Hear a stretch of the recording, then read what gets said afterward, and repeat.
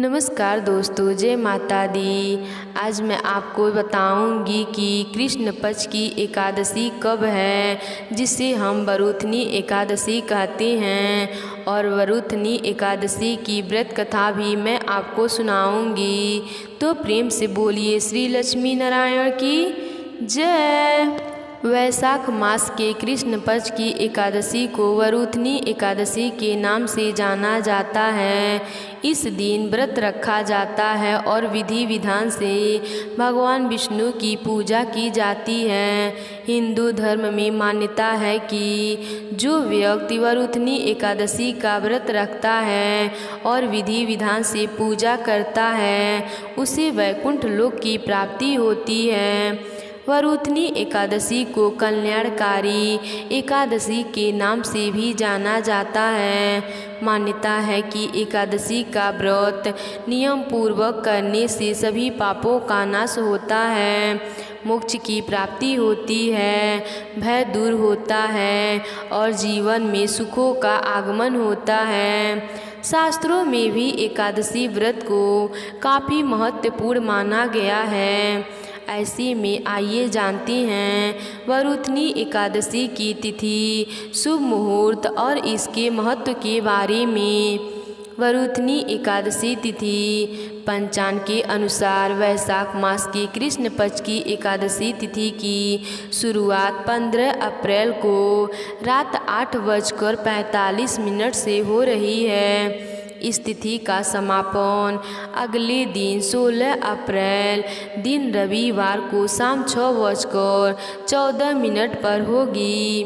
वहीं उदया तिथि के अनुसार वरुथनी एकादशी का व्रत 16 अप्रैल दिन रविवार को रखा जाएगा। वरुथनी एकादशी का पारण का समय। वरुथनी एकादशी व्रत के पारण का समय 17 अप्रैल सुबह 5:54 से सुबह 8:29 तक रहेगा। वरुथनी एकादशी पूजा विधि। वरुथनी एकादशी के दिन सुबह जल्दी उठकर स्नान करें। स्नान करते समय पानी में गंगा जल जरूर डालें। स्नान के बाद साफ स्वस्थ वस्त्र धारण करें। फिर घर में मंदिर में दीपक जलाएं और भगवान विष्णु की प्रतिमा को स्नान करवाएं। इसके बाद भगवान विष्णु के विधि विधान से पूजा और आरती करें। पूजा दौरान ओम नमो भगवते वासुदेव नमो का जप करें।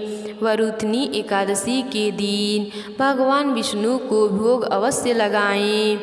वरुथनी एकादशी व्रत का महत्व। शास्त्रों में वरुथनी एकादशी व्रत के महत्व के बारे में विस्तार से बताया गया है। इस दिन व्रत का पूजा पाठ करने से व्यक्ति को सौभाग्य की प्राप्ति होती है, साथ ही घर में सुख समृद्धि आती है। इस दिन भगवान विष्णु को तुलसी वाला जल भी अर्पित करना चाहिए। ऐसा करने से व्यक्ति को वैकुंठ की प्राप्ति होती है। वरुथनी एकादशी की व्रत कथा। पौराणिक कथा के अनुसार एक बार भगवान श्री कृष्ण से युधिष्ठिर ने वरुथनी एकादशी व्रत कथा के महत्व के बारे में बताने के लिए कहा। तब श्री कृष्ण ने कहा कि जो व्यक्ति इस व्रत को रखता है उसे पूर्ण फल की प्राप्ति होती है।